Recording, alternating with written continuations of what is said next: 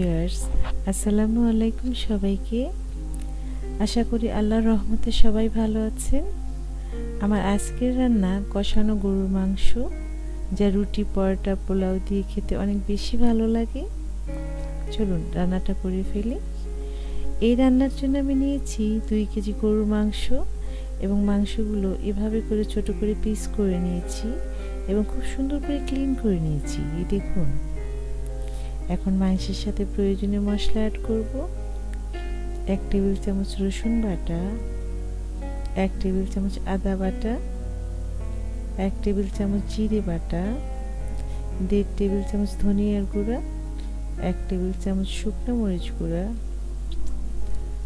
1/2 table চামচ হলুদ গুঁড়ো, লবণ স্বাদ মতো, যার যেমন পছন্দ, 1 কাপ পরিমাণ মাস্টার্ড অয়েল। এই গরম মশলাটা আমি পাটায় পিষে নিয়েছি, এটা অ্যাড করব।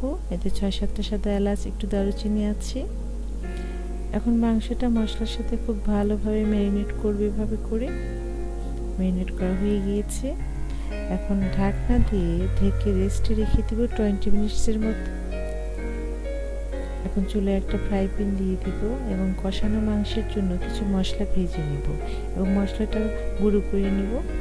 এই দেখো, এখানে রয়েছে তেজপাতা 2টা, শুকনো মরিচ, সাদা এলাচ 7-8টা, লবঙ্গ, জিরা 1 চা চামচ, মহুরি 1/2 চা চামচ, দারুচিনি একটু, 1টা কালো এলাচ, সামান্য মেথি ও রাঁধুনি সস। এভাবে করে মশলাটা ভেজে নিব এবং পাটায় পিষে অথবা ব্লেন্ড করে নিব, যার যেমন সুবিধা। এখন চুলায় একটা কড়াই দিয়ে দিব এবং কড়াইটা গরম হয়ে আসলে 1 কাপ পরিমাণ মাস্টার্ড অয়েল দিয়ে দিব। তেলটা গরম হয়ে আসলে তেলের মধ্যে একটু গরম মশলা দিয়ে দিব, আবারও 4-5টা সাদা এলাচ, একটু দারুচিনি, একটু কালো এলাচ, 2টা তেজপাতা। মশলাটা একটু ভেজে নেব। ভাজা হয়ে গেলে ম্যারিনেট করা মাংসটা অ্যাড করব এবং মাংসটা এভাবে করে কষিয়ে নেব। এই মাংসটা কষাতে কষাতে সিদ্ধ করে ফেলব। এখন মাংসের মধ্যে 1 কাপ পরিমাণ পেঁয়াজ কুচি অ্যাড করব, সেই সাথে অ্যাড করব 7-8টা কাঁচামরিচ ফালি। ঢেকে ঢেকে মাংসটা কষাবো এবং সিদ্ধ করব। এভাবে করে প্রয়োজন মতো অল্প অল্প করে গরম পানি অ্যাড করব। মাংসটা প্রায় হয়ে এসেছে।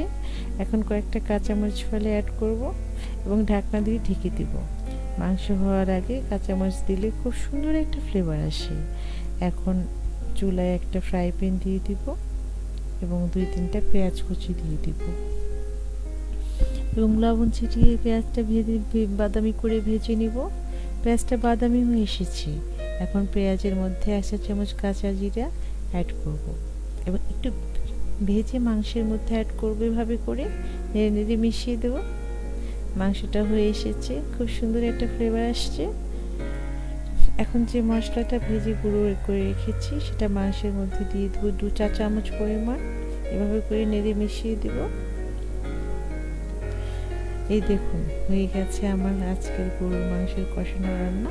একটা কথা অবশ্যই মনে রাখবেন, মাংসে যদি তেল আর মশলার পরিমাণটা ঠিক মতো হয় তাহলে কিন্তু মাংসটা অনেক বেশি টেস্ট হয়। সেই সঙ্গে লবণটা পরিমাণ মতো হতে হবে আর ঝালও।